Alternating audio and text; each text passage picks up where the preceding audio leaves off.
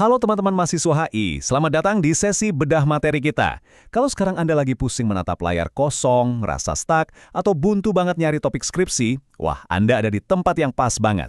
Yuk langsung kita selami aja. Hari ini kita nggak bakal cuma ngomongin teori-teori abstrak. Kita bakal ubah mindset Anda dari sekedar pengamat yang kebingungan, jadi seorang arsitek yang siap merancang papan catur global. Kita sikat habis writer's block itu pakai pendekatan struktural yang tajam buat bedah konstelasi geopolitik. Jujur, waktu pertama kali menyadari inti dari kutipan ini, rasanya benar-benar kayak nemu kunci utama.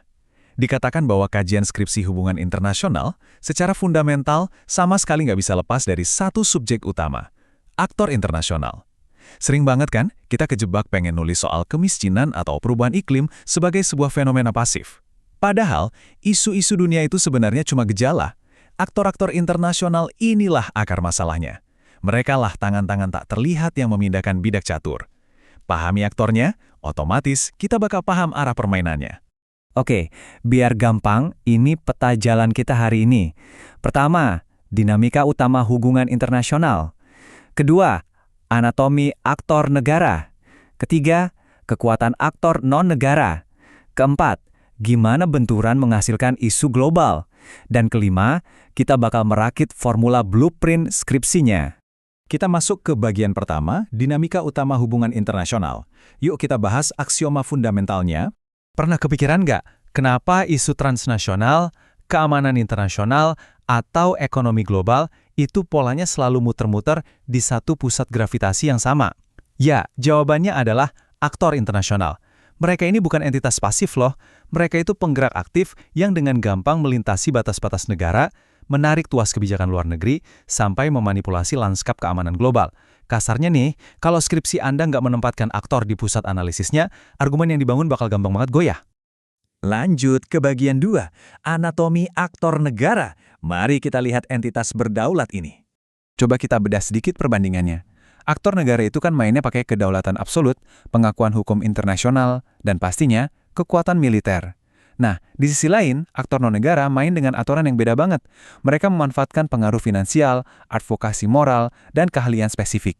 Instrumen yang boleh beda jauh, tapi dua-duanya punya kekuatan yang sama-sama bisa mendikte arah dunia. Kalau kita fokus ke aktor negara, kekuatan utama mereka jelas ada di diplomasi formal. Mereka ini satu-satunya pihak yang sah buat bikin kebijakan luar negeri dan mengesahkan perjanjian internasional. Kapabilitas ini paling kelihatan di interaksi bilateral yang strategis. Bayangin aja dinamika panas antara Indonesia dan Cina, atau ketegangan Amerika Serikat sama Rusia. Negara bangsa tunggal ini benar-benar fondasi paling klasik buat analisis HI manapun. Nah, gimana caranya mengubah teori tadi jadi topik riset yang matang? Gampang. Ini katalog inspirasi pertama buat Anda. Lihat betapa cepatnya kita bisa bikin sudut pandang skripsi yang tajam. Ambil satu aktor spesifik, katakanlah China. Terus petakan konteksnya, investasi kereta cepat. Lalu cari dampak targetnya, kebijakan ekonomi Indonesia. Boom, dapat satu rumusan masalah analitis yang solid. Atau contoh lain, diplomasi maritim Indonesia di Natuna pas ngadepin klaim Cina.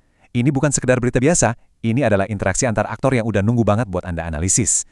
Masuk ke bagian 3, kekuatan aktor non-negara. Kita bahas jaringan transnasional yang super lincah ini. Aktor non-negara ini unik banget. Coba deh pahami jaringannya. Entitas seperti organisasi internasional, perusahaan multinasional, atau NGO emang nggak punya kedaulatan militer atau batas teritorial yang kaku. Tapi jangan salah, daya pengaruh mereka tuh raksasa banget. Organisasi-organisasi ini bisa dengan gampang nyetir kebijakan domestik suatu negara atau bahkan mendikte agenda pembangunan global, justru karena mereka bebas bergerak menembus batas-batas negara tersebut. Biar makin kebayang, cek katalog inspirasi kedua ini. Ngebahas aktor non-negara di skripsi itu sering banget ngasilin karya yang kerasa fresh dan modern. Nggak harus selalu meneliti negara kok. Anda bisa ambil Greenpeace sebagai subjek utama buat ngeliat gimana advokasi lingkungan ngaruh ke negara berkembang. Atau bahas perusahaan multinasional kayak Google sama ekspansi industri digital mereka di Asia Tenggara. Asal tahu aja, anggaran raksasa teknologi kayak gini seringkali jauh melampaui PDB seluruh negara berkembang. Entitas kayak gini adalah poros kekuasaan baru yang sangat layak buat diteliti. Lanjut ke bagian 4, benturan menghasilkan isu global. Disinilah model interaksi antar aktor mulai bermain. Ini dia poin paling krusialnya. Isu global itu nggak jatuh gitu aja dari langit. Isu-isu besar kayak perubahan iklim, ketimpangan ekonomi, atau krisis kemanusiaan itu lahir secara murni dari friksi, kolaborasi, dan intervensi antar berbagai aktor ini. Waktu aktor negara dan non-negara saling sikut buat berebut pengaruh atau sumber daya, nah, percikan api dari benturan itulah yang ujungnya kita sebut sebagai isu global. Dengan melacak secara spesifik interaksi multi-aktor ini, Anda bisa nemuin titik asal yang pas dari sebuah isu global buat dianalisis. Apakah bentuk interaksinya berupa konflik kepentingan, kayak negara-negara ASEAN di sengketa Laut Cina Selatan? Atau berupa intervensi, seperti dampak manuver AS dan Rusia di Timur Tengah? Atau malah kolaborasi, misalnya lewat institusi internasional dalam Perjanjian Paris? Kalau Anda udah menentukan sifat interaksinya, kerangka teori skripsi Anda otomatis jadi kuat banget.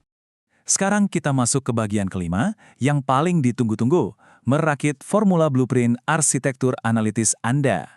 Ini dia blueprint rahasia kita. Daripada pusing meraba-raba dalam gelap, pastikan topik Anda punya 4 pilar ini. Pertama, ambil satu aktor utama. Kedua, tambahin bentuk interaksinya. Ketiga, gabungin sama isu atau dampak globalnya. Dan terakhir, kunci rumusan tersebut di dalam satu konteks waktu atau ruang yang spesifik. Begitu 4 elemen dasar ini terkumpul, kompleksitas dunia seketika berubah jadi satu argumen akademis yang kohesif. Kita tes langsung formulanya ya. Coba dengerin contoh judul skripsi ini.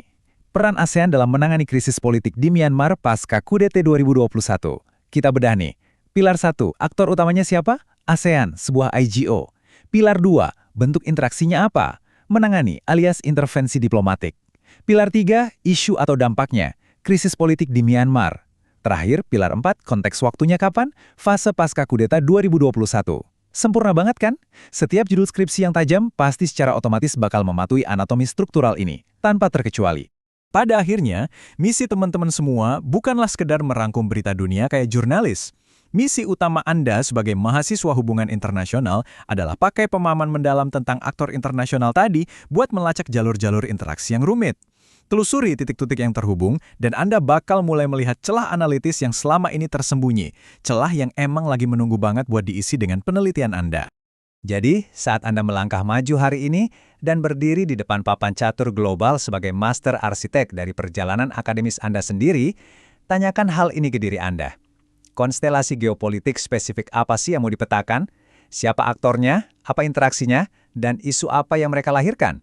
Saya harap sesi bedah materi kali ini ngasih percikan inspirasi biar Anda bisa mulai menyusun blueprint skripsi dengan jauh lebih percaya diri. Teruslah bertanya, teruslah memetakan, dan sampai jumpa di analisis seru berikutnya.